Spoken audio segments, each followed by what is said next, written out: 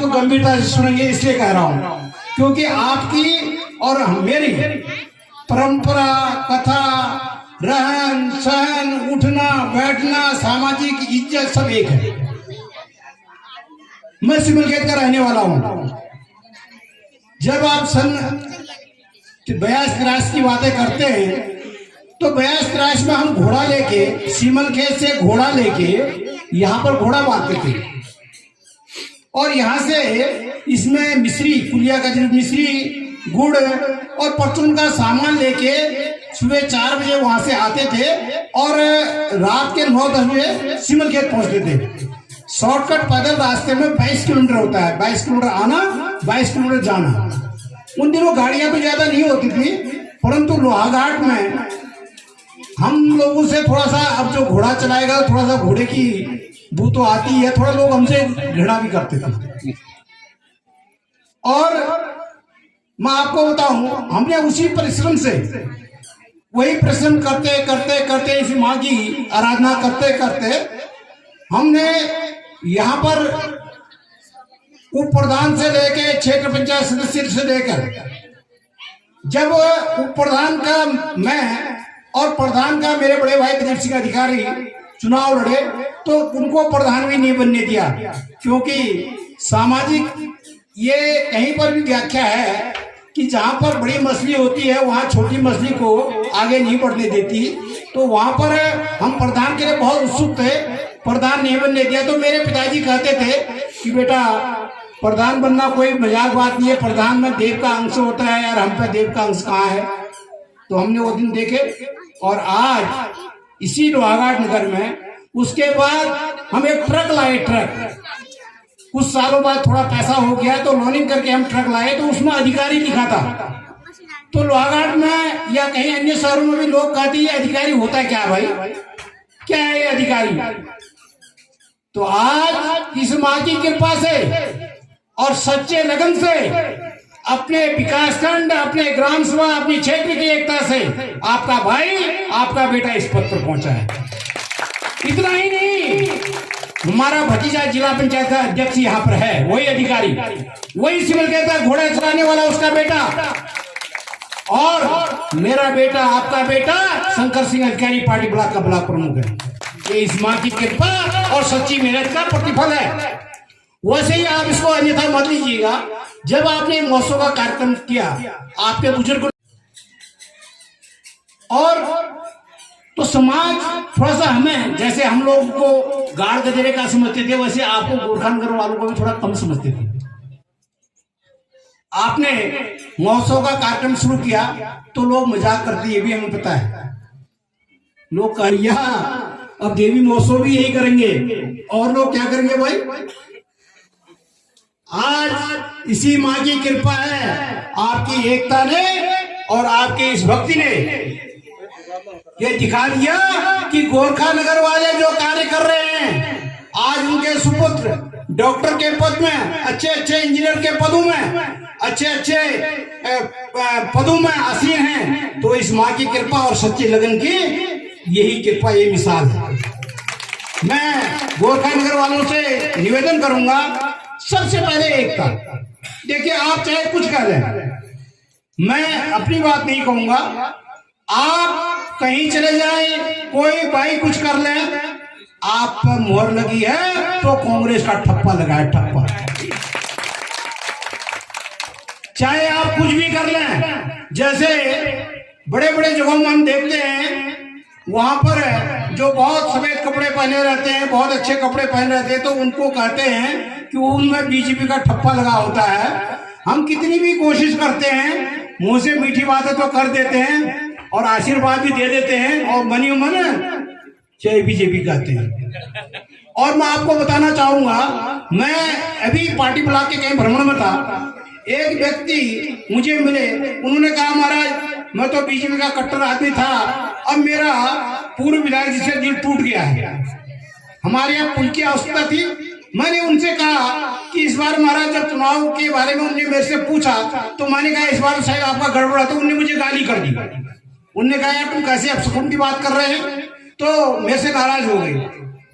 तो मैंने कहा तो ये तो अच्छी बात होगी, आप उनसे नाराज, स्वतंत्र भारत में क्या है, आप हमारे पास आ जाएं, आपका कौन सा पुलिया है, कौन सा रास्ता, उसको मैं कर देता हूँ।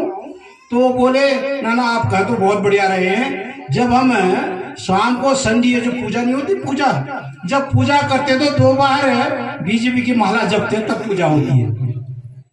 जब वो लोग ऐसा करते तो हम ऐसा क्यों नहीं कर सकते?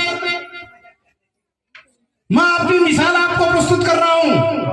हमारी एकता से ही आज पार्टी विकासखंड की एकता, बाराकोट की एकता, लोहाघाट वालों के प्यार से ही आज मैं यहाँ पर हूँ। ये एकता का मिसाल है। एकता जहाँ पर नहीं होती है, आज इस माँ दुर्गा की कृपा है। जो लोग गोरखा महोत्सव में, अरे यार गोरखा महोत्सव क्या हंसते थे, आज वो तरस रहे हैं कि क्या हमें भी क्या न्योता मिलेगा, क्या माँ देवी के दर्शन करने का अवसर हमें भी मिलेगा। ये सब आपकी एकता और आपका मेहनत का प्रतिफल है। तो कि माँ दुर्गा की जिस प्रकार आप प्रार्थना करते हैं, जिस प्रकार ये महोत्सव करते हैं, ये मैया कभी आपको छोड़ने वाली नहीं है।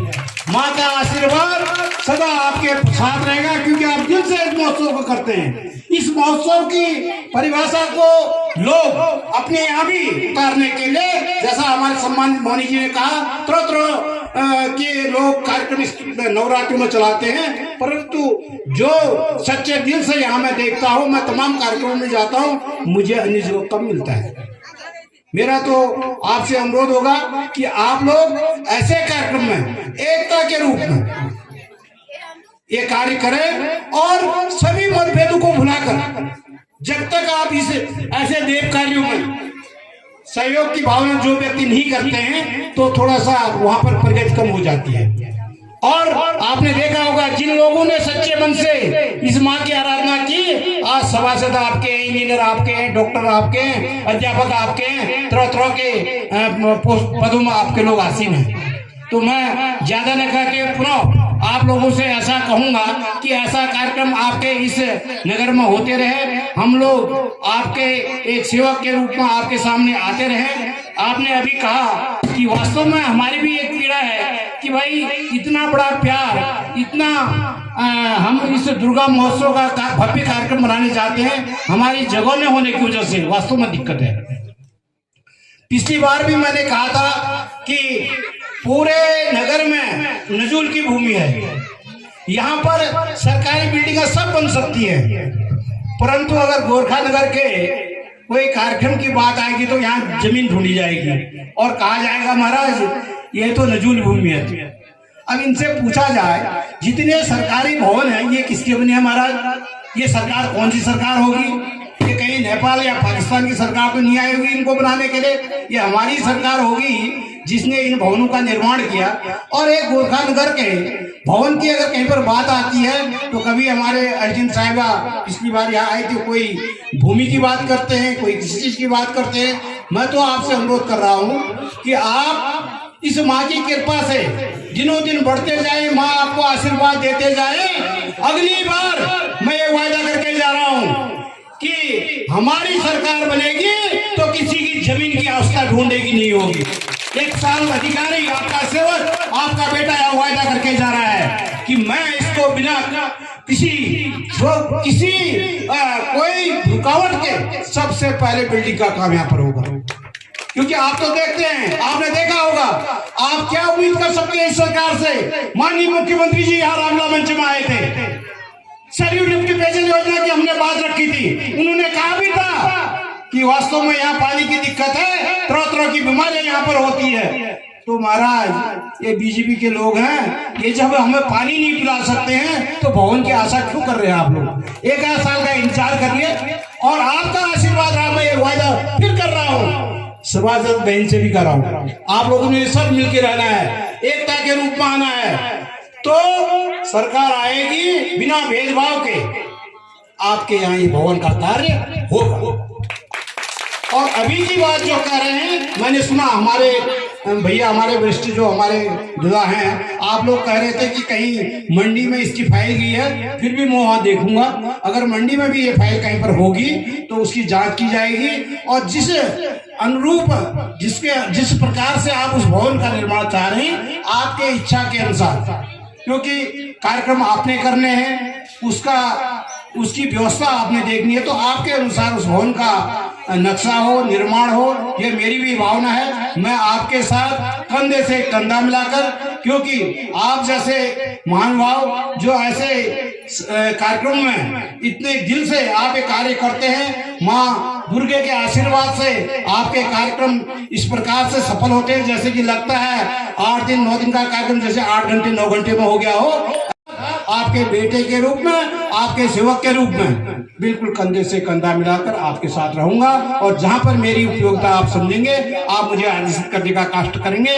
और दूसरा, मैंने एक और भी कहा था, यहाँ पर जैसे लोग चल रहे हैं, वो रेलिंग की बात हुई थी, पता नहीं रेलिंग क्यों नहीं बनी, मेरी समझ में नहीं आ रही। या तो नगर वाले ने कोई आपत्ति की या क्या हुआ, मैं भी आपसे पूछूंगा। मेरा अनुरोध है, जो चीज कही जाती है वो धन के बिना नहीं रुके, इसलिए नहीं रुके, मैं अपने घर से कोई पैसे की व्यवस्था नहीं कर रहा हूँ, ये आपका ही आशीर्वाद है। आप लोगों ने मुझे इस लायक बना रखा है, ये आपका ही पैसा है। विधायक से हम कोई चीज दे रहे हैं तो हम कोई कृपा थोड़ी कर रहे हैं, कोई कृपा नहीं कर रहे, ये आपका पैसा है। आज आपने मुझे विधायक के रूप में यहाँ बना रखा है, तो आपका ही पैसा आपको दे रहा हूँ, कोई ऐसा नहीं कर रहा हूँ। परंतु निवेदन ये होगा कि जो बातें यहाँ पर की जाती है, कृपया वो काम हो भी, ताकि हमारी बात, आपकी बात झूठी न रहे। क्योंकि देखो ना, हम लोग छोटे लोग हैं, अब भी हम चाहे किसी पद में जाएं, आप किसी पद में जाएं, आपकी हमारी बातें अगर कहीं छोटी छोटी होंगी तो मीडिया वाले भाई साहब भी बैठे हैं, ये कुरेद देंगे, कुरेद खा देंगे। और बड़े लोगों की कहीं पर बड़ी गलतियां भी होंगी, तो अब चलो बड़े तो बड़े ही होते हैं, इनको भी थोड़ा सा भय भी होता है, मीडिया वालों को भी भय होता है हल्का हल्का। अब पहले की तरह मीडिया तो क्यों विश्वास, पहले की तरह मीडिया नहीं रहेगी कि निर्भीकता से काम करे, इसलिए विश्वास को ये कहने का अवसर भी नहीं। विश्वास ये कहे कि वास्तव में गोरखा नगर में गए थे तो उनके बेटे, उनके सेवक ने ये वायदा किया था, तो काम हुआ। तो ये ज्यादा न कहते हुए मैं माँ दुर्गे से प्रार्थना करूंगा कि जिस भाव से जो माताएं, जो बहनें, जो युवा साथी और ये कमेटी के पदाधिकारीगण यहाँ पर आए हैं, हे माँ आप सबकी भावना का ख्याल रखते हुए सबकी मनोकामना पूरी करें। बहुत बहुत धन्यवाद।